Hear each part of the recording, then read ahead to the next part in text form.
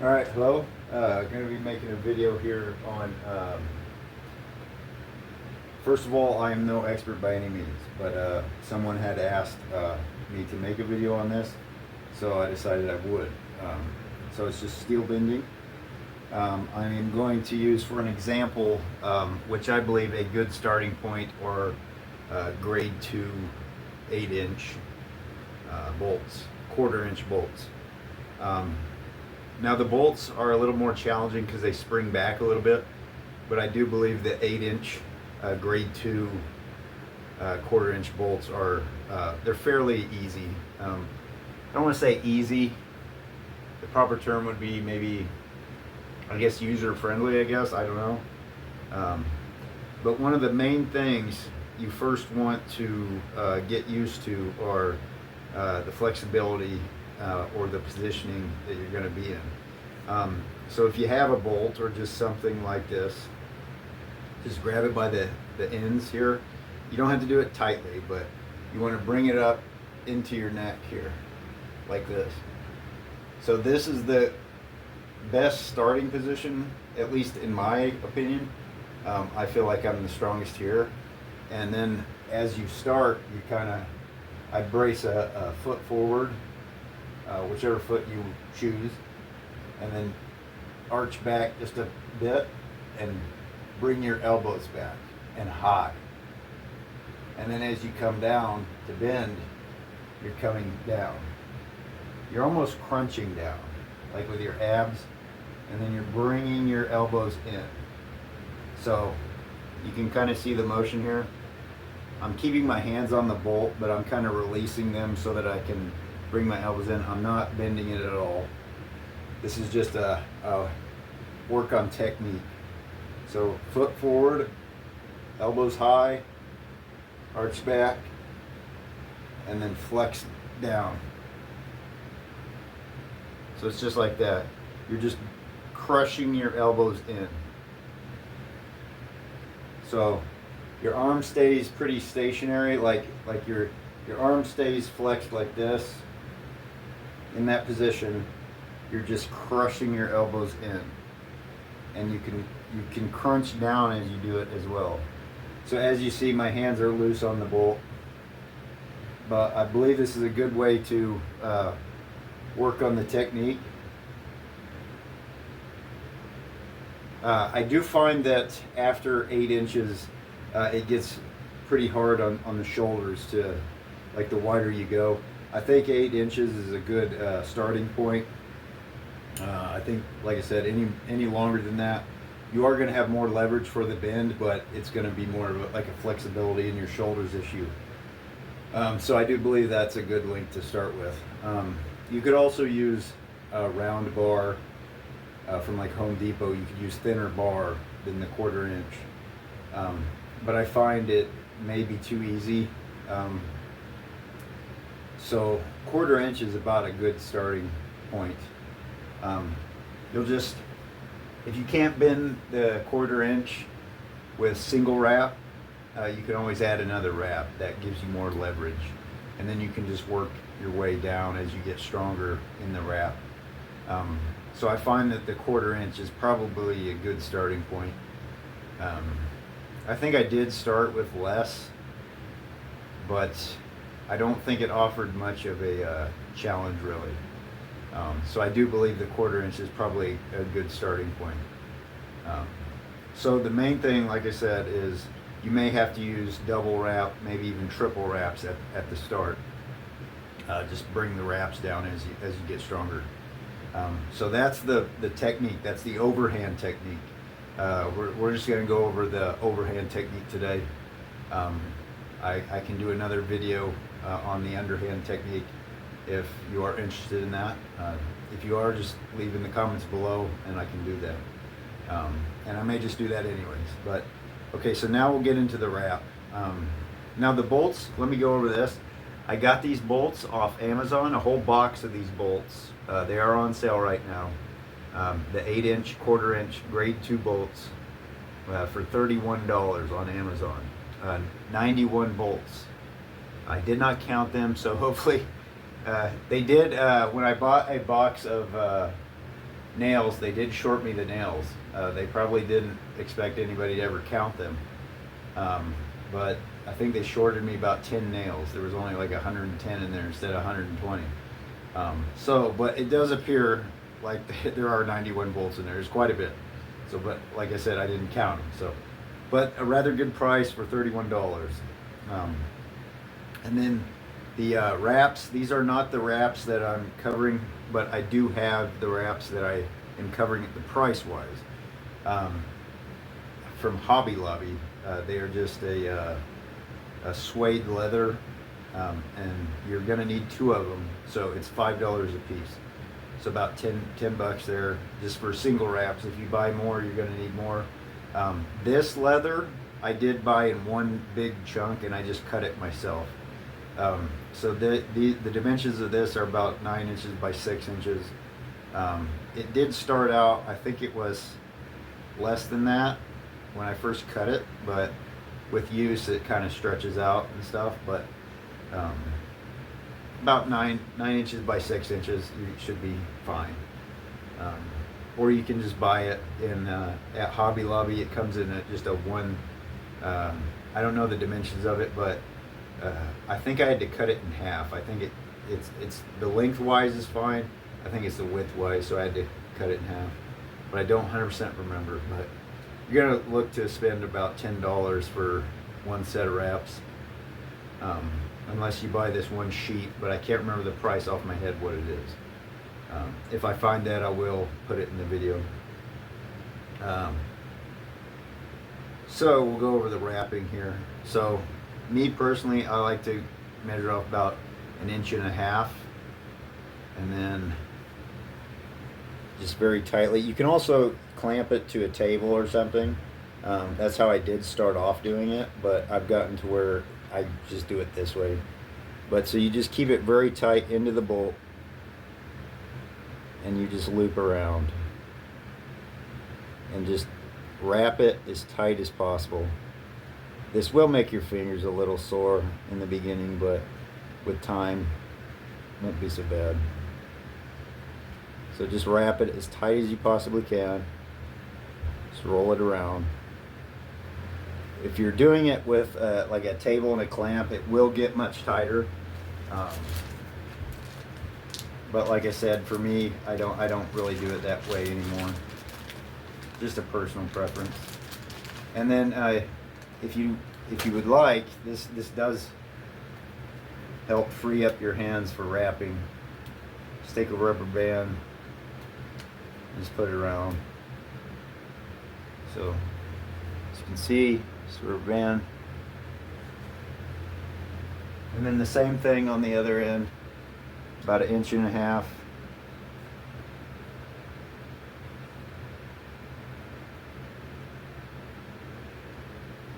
This is probably the most time-consuming thing that the wrapping is. It's very crucial though. Can be the difference between failure and success of a bend, especially with the heavier steel. So I do recommend practicing the wrapping, getting it correct. So you can kind of see there, hopefully. You're just rolling it as tight as possible. Just put a rubber band on. Like I said, you don't have to use the rubber bands, but I use them from time to time. It depends on how much of a hurry I'm in and how many bends I'm doing. If I'm doing multiple bends of like this bolt, I probably won't use the rubber bands, but so you can kind of see there. And then the technique, you're going to want to grab it till it feels strong. Like when you grab it, you'll kind of feel like, oh, this feels right. You know, I feel strong right here in this point. And it will be kind of in your hands like that. I'm sorry if this isn't the best description of this. I'm doing the best I can here. But it'll be in your, kind of in the crook of your finger right here. And you'll feel a lot of pressure on the index finger. That's where most of, at least for me, that's where most of the bend goes to. I leverage off of that index finger quite a bit. So you bring it, like I said, up into your neck, elbows up, arch back, and then crush down. And you see just that little movement there caused it to bend. Now you're going to move your hands up. You're going to slowly move them up. I don't want to say inch them up because you're not moving that much. It's maybe a 1/4 inch. Moving your hands up, same thing. Elbows up, arch back, crush down. And you see it a bit even more. Now you're to a point here where you can interlock your fingers. So get it into a good position into your palm here, where it's not going to cause a lot of discomfort. You're going to feel a little discomfort, but try to get it into the best position. Now this is a little different than the last parts. You're going to bring this kind of mid-chest. You can see where it's at here. Elbows tight, just like your arms were before. Don't really be down here. Have it in here where it's tight. Now you're just going to crush your palms together. So interlock your fingers and then just crush your palms together. So you see bent even more. So you're just crushing the palms together. It's not as big as a movement with your elbows this time, because you're more crushing your hands, your palms together.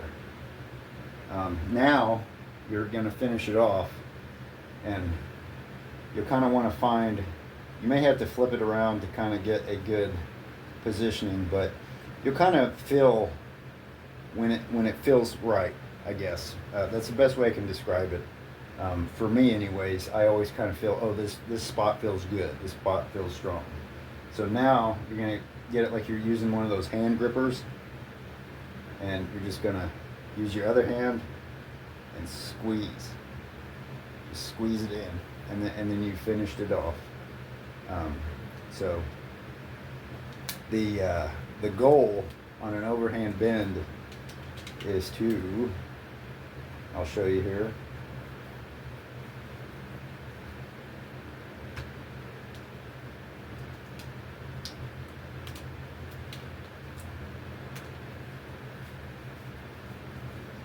Is to get the end and the bolt head, or if it doesn't have a bolt head, the other end, 2 inches or less apart. This is clearly, I think it's less than 2 inches, but it's definitely under 2 inches. So if you've gotten it this far, you can measure it at first, and I was measuring it at first. If you do heavier steel, it's gonna get harder. So that 2 inch point will definitely be, you may want to measure it. But if you've gotten it this far, you've definitely gotten it far enough. But that is a 8-inch, 1/4 inch grade 2 bolt, and hopefully that technique there, hopefully that was informative. Hopefully that helps you, and you can figure out the technique. I do recommend watching other videos. I don't know the channels off of my head, so I'm sorry. I can maybe in time add those there, but there are definitely way better steel benders than me.